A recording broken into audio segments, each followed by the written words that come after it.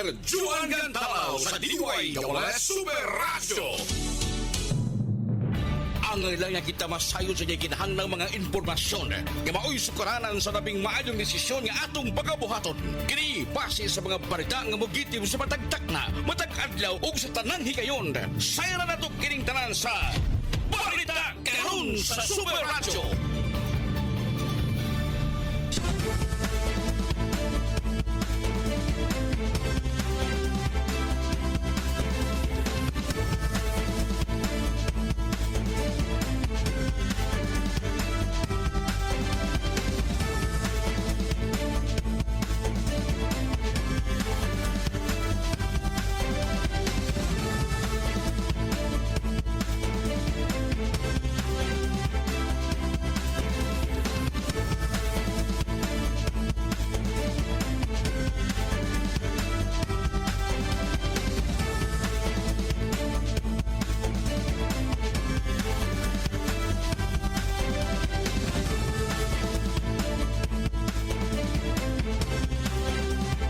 Sugbo, Kabisayan ug Mindanao, maayong hapon. Ug sa bisan asang parte sa kalibutan, maabot ning atong pagsibya mga kapuso. May nga buntag, may udto, may hapon, may gabi diha kaninyo. Adlaw karon nga Sabado, petsa 22 sa buwan sa Nobyembre 2025. Maayong edisyon sa atong newscast sa karong hapuna, labing labas ug labing init nga mga balita. Dini sa itong newscast ang WS Balita Karon. Ako inyong kapuso, inyo anchor woman, Super Joan Gantalaw. Super Juan Gantalaw sa DYWS Super Radio.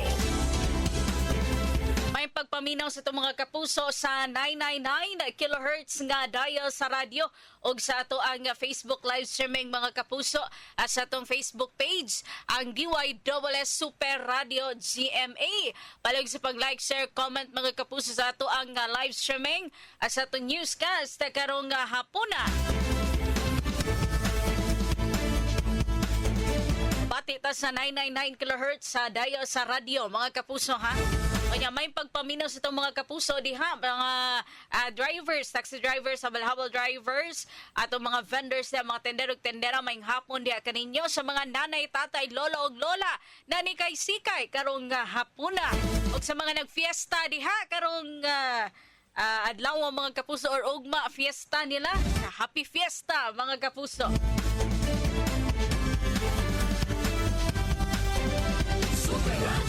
Sa waya paglangan, ano na ang atong mga headlines.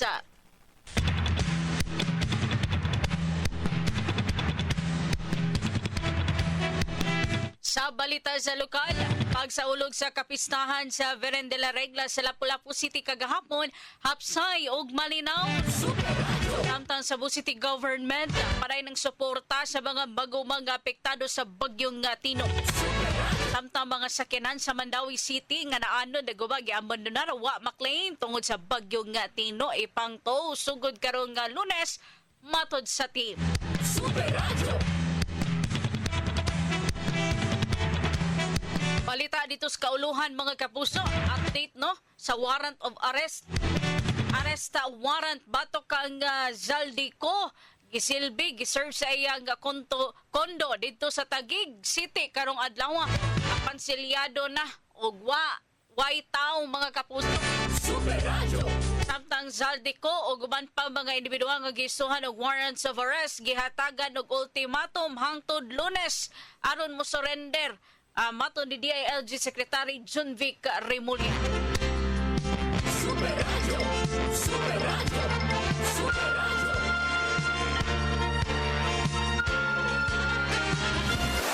Super Radio Local News.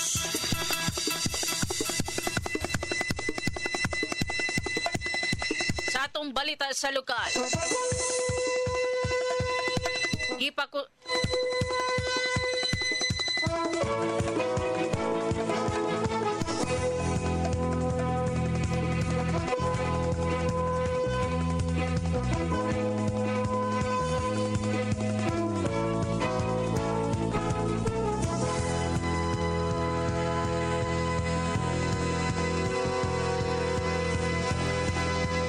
sa itong balita sa lokal mga kapuso. Tandawato ni ang report no ni Super Norman Mendoza. Salamat, sir. Pagsaulog sa kapistahan sa Virgen de la Regla sa Lapu-Lapu City kagahapon hapsay ug malinawon. Detalye sa mong balita pinagi ni Super Norman Mendoza. Super Norman, pasok. Hapsay malinawon og sadya ang mga nahimong kalihukan o kalingawan diha sa syudad sa Lapu-Lapu nunod sa sa ulog sa ilahang kapistahan sa Berhen sa Regla kagahapon nga adlaw. Ang mga tao ang mihugop usab kagabi diha sa may Hoops Dome sa pagtanaw sa usa ka dakong konsyerto nga perform usab sa Sweet Notes. Ang mga kalihukan naglakip usab sa koronasyon sa Prince and Princess o ingon man ang binibining Lapu-Lapu 2025. Mato pa ni Police Lieutenant Colonel Christian Torres nga malinawon og hapsay ang ilahang monitoring sa kapulisan o dunay pipila lang ka mga gagmay nga problema sama sa mga nawad-an o mga butang o dunay mga nakuutan apan malinawon sa kinitibuk-an ang ilahang monitoring sa syudad. Kini Super Norman Mendoza sa GMA Super Radio DYWS, dapat totoo. Super Radio. Super Radio.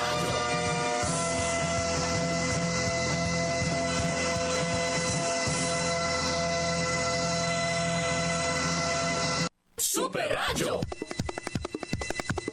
Dugang balita sa lokal. Gipakusgan pa sa Cebu City Agriculture Department o kung kadang ilang suporta o pagmonitor sa mga mag-uma sa kabukiran nga naapektuhan sa bagway lang nga higo sa bagyong Tino. Yung mansalapad nga field assessment sa pipila ka mga bukirang barangay sa syudad. City Agriculturist Joey Baclayon uban sa technical team sa CAD bibisita sa mga umahan sa lusaran Paril, Sulundos, Balubog, Buhisan, Pamutan ug sa pang dako aron na susihon ang kalapad sa kadaot sa agrikultura. Lakip sa mga gibisita mao ang umahan ni Adonis Atuel o sa ka-outstanding farmer awardee gikan sa barangay Kambinukot inang iyang mga pananom. Grabe nga nadaot o ang iyang kabaw nga importante sa iyang inadlaw-adlaw nga trabaho sa umahan kay naanod ato sa bagyo. Base sa mga inspeksyon sa lugar, nakita sa CAD nga daghang mga maguma anawad-an og mga crop of livestock tungod sa mga landslide ug pagbaha nga nunot sa bagyo. Aron matabangan sila nga makabangon dayon ang departamento nagapud-apud sa mga inisal nga farm inputs sama sa mga liso, fertilizers o mga basic supplies. Isip kabahin sa assistance package, gi-facilitate usab sa CAD ang pagproseso sa Philippine Crop Insurance Corporation para sa mga insured nga mga mag-uuma kan sa mga pananom mga hayop na apektuhan. Sa managlahing pagbisita sa Barangay Lusaran, Adlaon ug Tap-Tap, nagpanayon ang mga technical staff sa CAD sa pag-validate sa mga apektadong mag-uuma ug pagtino silang dinalian nga mga panginahanglan. Gamay apan mahinungdanon nga tabang ang gihatag kanila isip pinasal nga porma sa suporta samtang ang departamento nag-finalize sa full aid package. Super Radio. Oras alas 5:46 mga kapuso sa Pikas Bahin, ipahibaw sa Traffic Enforcement Agency of Mandawi ug Kuntim nga ang tanang motor vehicles o mga sakyanan nga naa sa Mandawi City within the jurisdiction of Mandawi. No? Mandawi City nga naano, naguba, giabandonar, mga nabanla sa baha mga kapuso, no? O katong mga maklaim tungod sa bagyong Tino kay ito na sugod karong Lunes, Nobyembre 24, adiha ni sa Mandawi Green Learning Park sa barangay Umapan. Former dump site ni siya, Super Jules, no? Muna ang gipahibaw sa Traffic Enforcement Agency of Mandawi o Kuntim. Matod pa ang maong aksyon gihimo subay sa Local Government Code of 1991 o RA Republic Act 7160 nga nag-authorize sa mga lokal nga kagamanan sa pag-regulate sa paggamit sa kadalanan ug pagtangtang sa mga nakababag. Ingon man niini ang City Ordinance number 13-2015-1042 sa pagtow sa mga illegally parked, stranded ug unattended vehicles nga nakababag ug nakahuot sa kadalanan sa Mandawi City. City.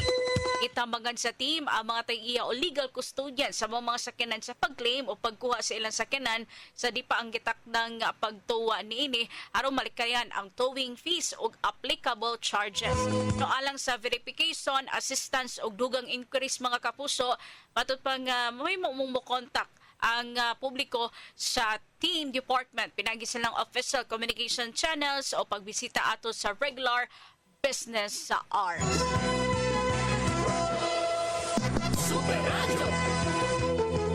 Oras alas 5:48 na mga kapuso, formal nga nanumpa at umangan ni Mayor Tadeo Zonky Uwano ang mga bagong opisyales. Bagong opisyal sa 27 ka barangay nga miyembro sa Senior Citizens Federation ato sa seremonya nga gipahigayon sa Barangay Opaw Gym kagahapon. Sa iyang mensahe, nagpasalamat si Mayor Zonky sa paray nga suporta o aktibong nga partisipasyon sa mga senior citizens sa dakbayan. Ipasabot usab niya nga usa sa mga prioridad sa lokal nga kagamanan sa Mandaue ang paghatag og dugang nga suporta sa senior citizens. Lakip na ang giplanong pagpataas sa ilang allowance sa ikaduhang quarter sa sunod tuig. Mihatag usab og mainiton nga mensahe sa Mandaue City Lone District Congresswoman Emery Lollipop Puano Dizon nga mipasudungog sa mga nanumpang opisyales sa ilang dedikasyon o pagserbisyo sa tagsa-tagsa ka barangay. Sa iyang bahin, mipasalamat si Executive Assistant for the Office for Senior Citizens Affairs o CONOSCA Norma Vicoy sa tanang mitambog og mipahibaw nga sa umaabot nga mipahibaw sa umaabot nga Christmas benefits og financial assistance nga ipanghatag karong Disyembre.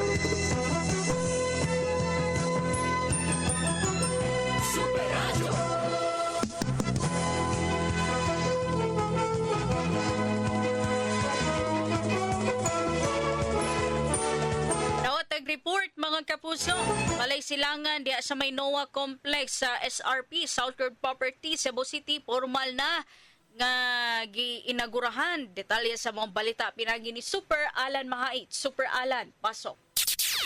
Mga ginugurahan ang balay silangan din mismo sa Dakbayan sa Sugbo dito tawagin usa ka Reformation Center alang nga mismo niadtong mga bata nga nagumon sa gidading rugas din nahimutang nasgutan nga balay silangan niya mismo sa may NOAA complex sa may Southern Properties din mismo sa Dakbayan giapasabot nga nasgutan kalukan gipaisugdaan kini sa PDEA inumanan sa kagawanan sa Dakbayan sa Sugbo pinagi sa COSAP. Ang naisgutan nga programa may kalamigitan nini dako kayo katabang alang sa reformation sa mga bata gini-design gini sa PDEA tag pag-provide og community-based rehabilitation, values formation, skills training, livelihood preparation for drug reformers. Ang katuan ni may kalamigitan sa naisgutan nga paghatag og kaugmaon alang sa mga drug dependent pag-rebuild silang kaugali ng kinabuhi transition back into nga mismo sa susunod may mo silang productive nga empowered individual din mismo sa Dakbayan sa Sugbo. Ako si Alan Mahait sa Jamie Super Radio DYWS dapat totoo. Super Radio.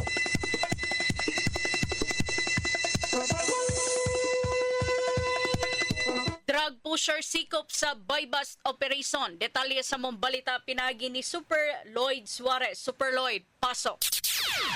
Mga kasong kalapasan sa Section 5 ug Section 11 pagbaligyaw pagpuputog shabu under Article 2 sa Republic Act 9165 ang gipasaka na sa Mandaue City RTC batok sa usa ka alias Kenneth kinsa nga usa kini matupakadrugista nga dadakpan sa buy-bust operation sa may Purok Talong Barangay Kugon lungsod sa Cordoba nga sumapa sa kapulisan ilang napalitan o bilampo sila sa maong nga operation nga balig 500 pesos ang maong nga balor sa drugas. Wipe yan sa girekomendar si Piskal Mandy Mahrukon sa Section 5 bato kini mong dinakpan nga si alias Kenneth. Apan sa Section 11 doon ay piyansang girekomendar nga balig 200,000 ka pesos. Kini si Lloyd Suarez sa GB Super Radio DYWS dapat totoo. Daghang salamat Super Lloyd Suarez sa imong report. Super Radio. Super Radio. Mga kapuso, magato atong mga balita sa lokal at Paspas, labas ng mga balita karon. Super Radio National News.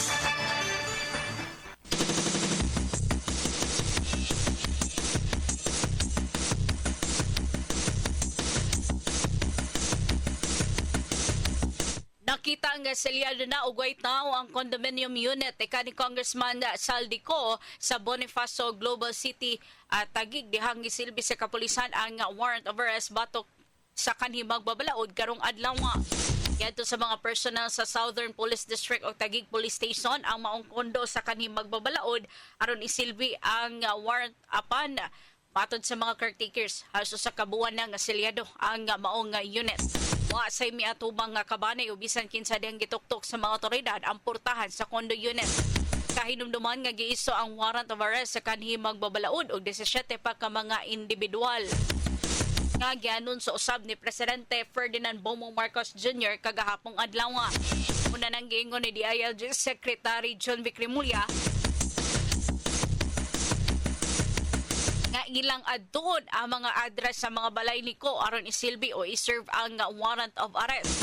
Kung naa sa laing nasod ang kanhi magbabalaod hangyoon nila ang International Criminal Police Organization nga moiso og notice alang sa pagdakop kangko ug hangyoon ang Department of Foreign Affairs nga kansilahon ang pasaporte niini. Super Radio.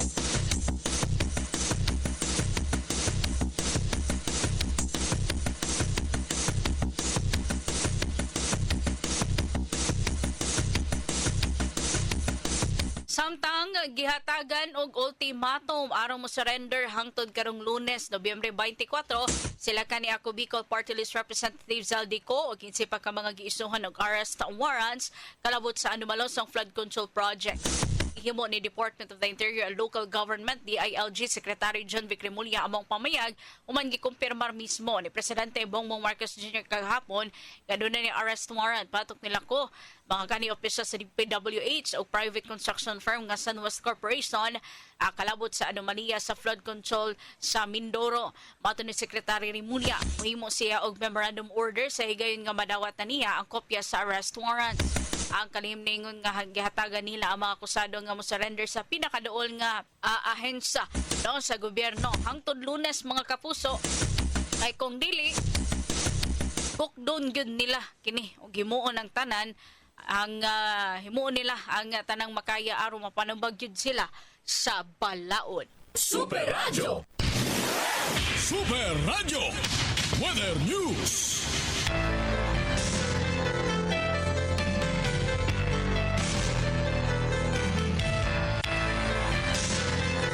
Mga kapuso, ato i-check ang kahimtang sa panahon ato magkauban na to karong hapuna si Sir Mark Gales gikan sa Pag-asa. Sir Mark, maayong hapon, kumusta atong panahon, sir? May hapon ng Joan o sa itong mga sugintig paminam itong latest update bahin sa kahimtas itong panahon. Karong hapon na ito na ugmang adlaw.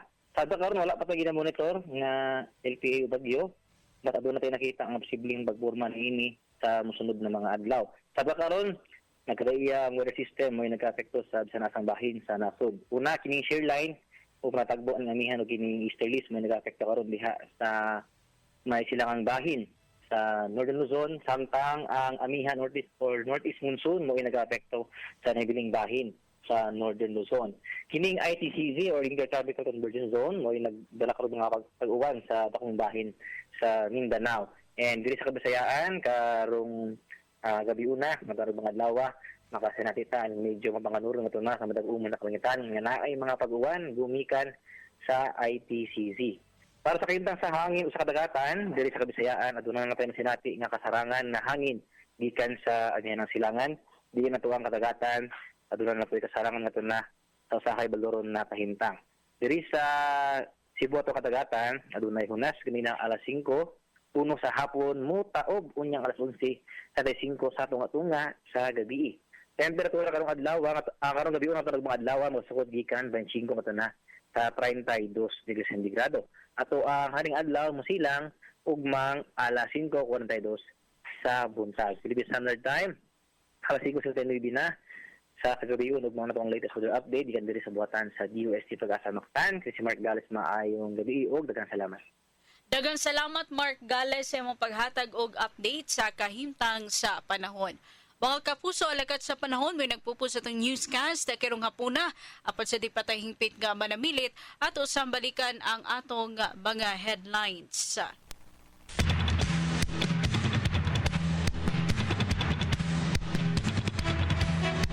Sa balita sa lokal, pagsaulog sa kapistahan sa Virgen de la Regla sa Lapu-Lapu City kagahapon, hapsay ug malinaw.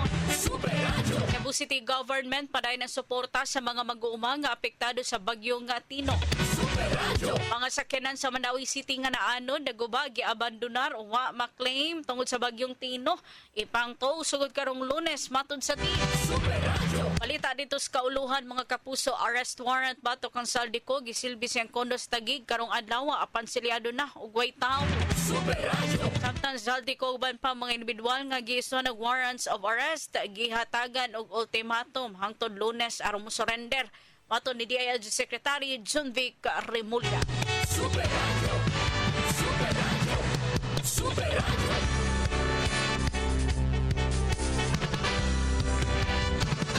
Magkato ang mga headlines sa magkato ang naglangkod sa tong balita karong adlaw karong hapuna mga kapuso. Isa ato ang newscast ang Double S balita karon adlaw nga Sabado petsa 22 sa buwan sa Nobyembre 2025 mga kapuso. Kasunod sa di madugay ang 24 oras replay.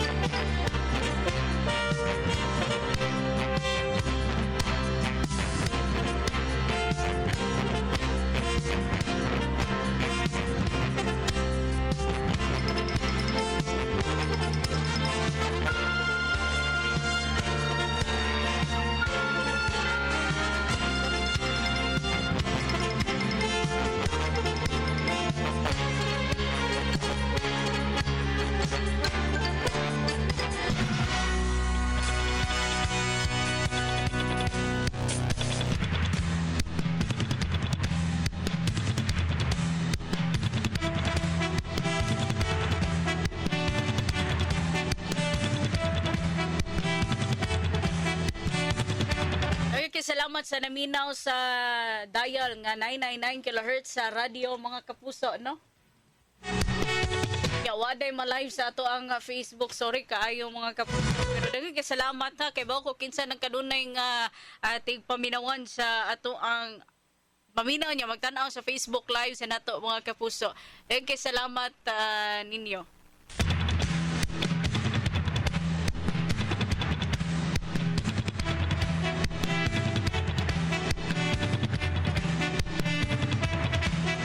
Ato sa dayong i-greet mga kapuso, no?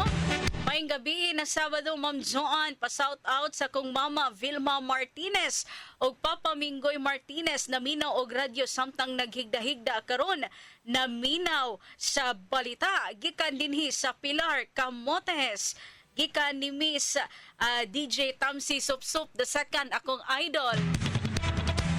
Katawad jud ko siya mga content sa Facebook sa ani.